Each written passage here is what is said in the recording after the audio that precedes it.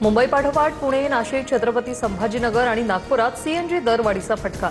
नाशकात ₹1.35, पुण्यात ₹2.50 सीएनजी महाग, तर नागपूर आणि छत्रपती संभाजीनगरातही सीएनजीच्या दरात प्रत्येकी ₹2ची वाढ।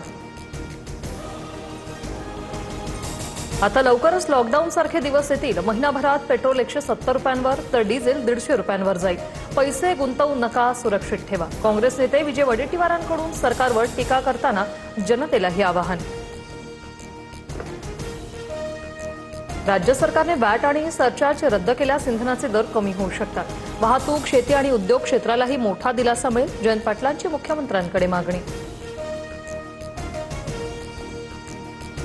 देशभरात बकरी ईद साजरी। मीरा रोड, गोरेगाव, घाटकोपरमध्ये कुर्बानीवरून झालेल्या वादानंतर कडक पोलीस बंदोबस्त तैनात। ईदगाह, मशिदी आणि सार्वजनिक ठिकाणी सामूहिक नमाज पठण।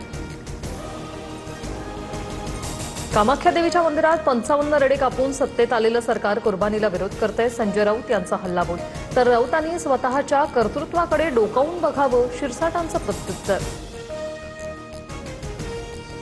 पुण्यातील सारसबाग आज आणि उद्या बंद। पुण्यातील जमावबंदीच्या आदेशामुळे निर्णय। सारसबागेतील गणपती मंदिर मात्र दर्शनासाठी रात्री 10 वाजेपर्यंत सुरूच राहणार।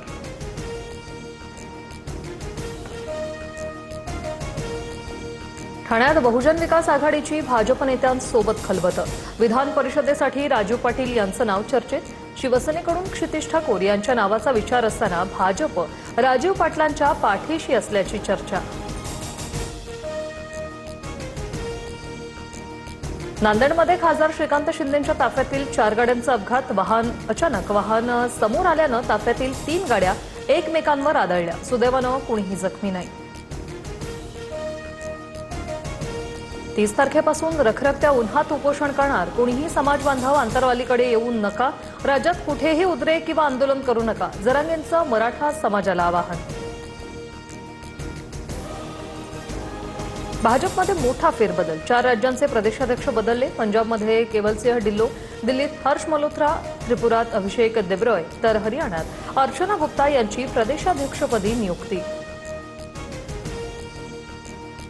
सिद्धरामय्यांकडून कर्नाटकच्या मुख्यमंत्रीपदाचा राजीनामा। डीके शिवकुमार कर्नाटकचे नवे मुख्यमंत्री होणार।